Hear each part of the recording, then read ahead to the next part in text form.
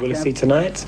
This evening I'll be talking to some of my fans on this show. Dream came true for 100 Boy George fans. They not only came face to face with George, but spent an hour asking him questions on his views from religion to Norman Gunston.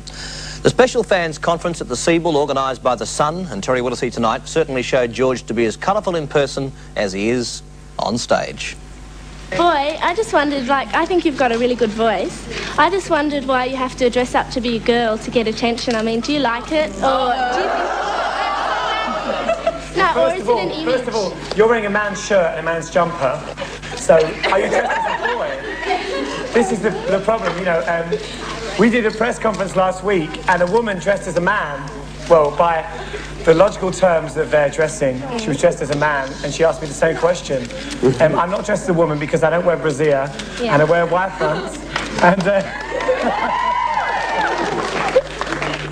basically, I think the problem is that I'm not confused about what I am.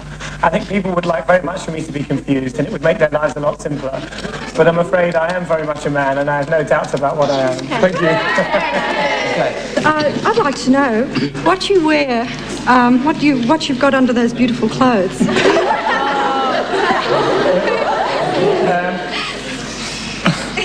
Is this plugging? I'm wearing Marks & Spencer's briefs.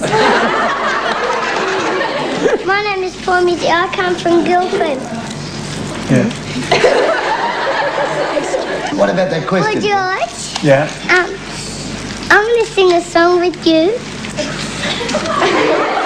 Will you do it? I don't mind. Come on then. If you do, I don't mind. Kiss me blind. Come on then.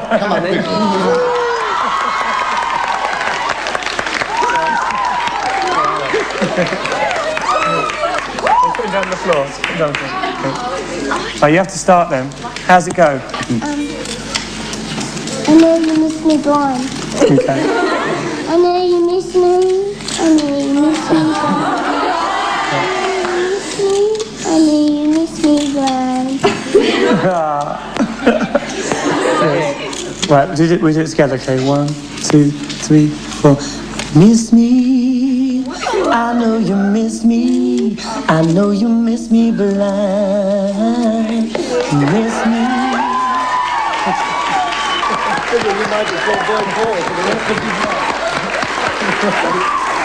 Look at her standing.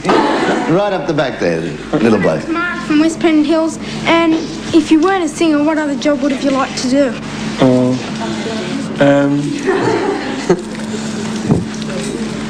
I don't know, I think if you want something that much, you'll always get it, and I've always wanted to be a singer. In the back of my mind, it's always been a sort of non-reality a lot of the time, and I don't know really, I think I probably would have been a dustman or something. Boy George, I was told today that I was your oldest fan because I'm 70. I was very happy to meet you, and I liked the reception you gave me outside. My question is, naturally being a grandparent of 8, as a grandparent I am interested in your views of the family unit and its importance to the young. Many young kids leave home today and fail to contact parents as to their welfare, causing lots of heartache and worry to their parents. What is your advice to them? Well, I think that it's always best to leave home on good terms. A lot of people have a very, very sort of jaded opinion of what happened to me as a child. I had a very, very good childhood, and despite what's written in the papers, I get on very, very well with my parents. And when I did leave home, I didn't leave home on an argument. I left home on very good terms, and I think that is the only way to do it. And I think if you do leave home, obviously, it's like if you have a job, you should give your parents money because they've supported you for 18 years. I think it's only fair that you keep in contact with your parents. I wouldn't advise anybody to leave home, you know, without telling their parents where they're going, because it's very, well, number one, it's very lonely. And also when you leave home and you leave your family, you realise how difficult it is to live on your own, how difficult it is to pay electricity bills and buy makeup, and and to indulge yourself. When I lived at home, you know, I really didn't realise the luxury that I had. And when I left home, I realised how, you know, how aggravating it was. I moved in with 4 people, and there were dirty plates, you know, and there were people like interfering with my belongings, and you realise how hard it is. So I think really it's an experience that you have to go through to leave home. But I would advise everybody, if you're going to leave home on a good note. It's always the best way. That's the answer I wanted. Thank you. I'd just like to ask you whether you think you'll ever get married.